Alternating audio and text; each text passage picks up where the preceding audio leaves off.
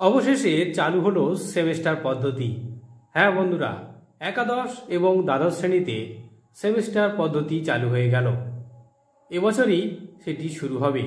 এ নিয়ে আজকে উচ্চ মাধ্যমিক শিক্ষা সংসদ থেকে গ্রিন সিগন্যাল পাওয়া গিয়েছে।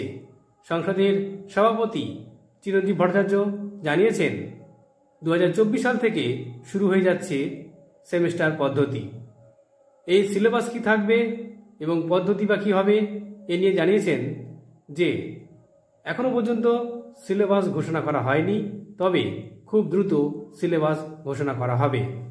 পরীক্ষা পদ্ধতি কেমন হবে বলা হচ্ছে যে একাদশ শ্রেণীতে থাকবে 2টো সেমিস্টার এবং দ্বাদশ শ্রেণীতে থাকবে 2টি সেমিস্টার। এই 2টো সেমিস্টার পরপর যোগ করে উচ্চ মাধ্যমিকের ফল ঘোষণা করা হবে। অর্থাৎ একাদশ শ্রেণীতে যে 2টো সেমিস্টার হবে তার ফল এবং দ্বাদশ শ্রেণীতে যে 2টো সেমিস্টার হবে তার ফল, মোট 4টে সেমিস্টার ফল যোগ করে উচ্চ মাধ্যমিকের মার্কশিট দেওয়া হবে। আপাতত এটুকু খবর। এখন প্রশ্ন হলো, নতুন সিলেবাস আসবে নাকি সেই পুরাতন সিলেবাস বিভিন্ন সেমিস্টারে ভাগ করে পরীক্ষা নেওয়া হবে?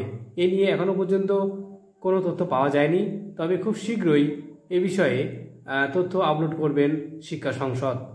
জানা যাচ্ছে যে এই পরীক্ষা পদ্ধতির জন্য সুবিধা পাবেন পরীক্ষার্থীরা। তাছাড়াও শুধু একাদশ দ্বাদশ শ্রেণী নয়, এর সঙ্গেও বলা হচ্ছে যে সমগ্র শিক্ষাতে সেমেস্টার পদ্ধতি আনতে চলেছে।